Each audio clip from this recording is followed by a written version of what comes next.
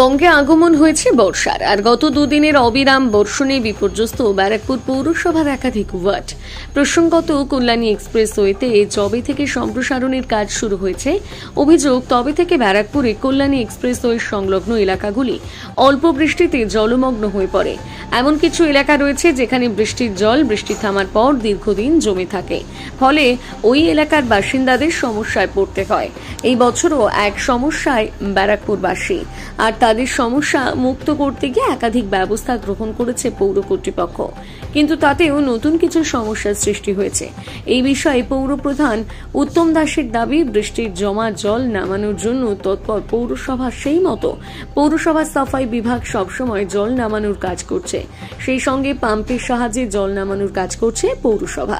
কিন্তু Kalyani expressway authority যে কাজ করেছে তাতে পৌরসভার জল নিকাশি ব্যবস্থাকে বিপর্যস্ত করছে, কারণ পৌরসভার জমা জল যে রাস্তায় বের হয় তার উচ্চতা বর্তমানে নিচু হয়ে গেছে, ফলে জল বের হচ্ছে না। তবে সেই সমস্যার সমাধান করতে পৌরসভা পৃথক দুটো ব্যবস্থা গ্রহণ করেছে, তার কাজ শুরু হবে।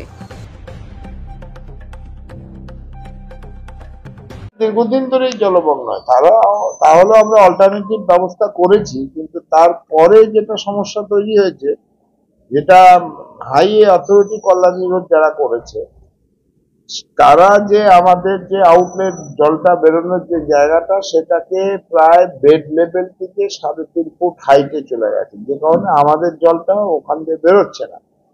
এখন তার অল্টারনেটিভ ভাবে আমরা দুটো প্ল্যান করেছি, সেই প্ল্যানটা ইমপ্লিমেন্ট খুব শিগগিরই হয়ে যাবে। কিছুটা হয়েছে, যেমন বারাসাত রোডের স্ট্রেট জল বের করা, মানে আমাদের এই জলটা স্ট্রেট নীলগঞ্জ খালের দিকে যাতে চলে যায়, সেটা আমরা ওই ওখানে ওভারব্রিজের নিচ দিয়ে আমরা ট্রেনে নিয়ে গেছি। এখন ওই পাশের ট্রেনটা খুব তাড়াতাড়ি কাজ শুরু হবে।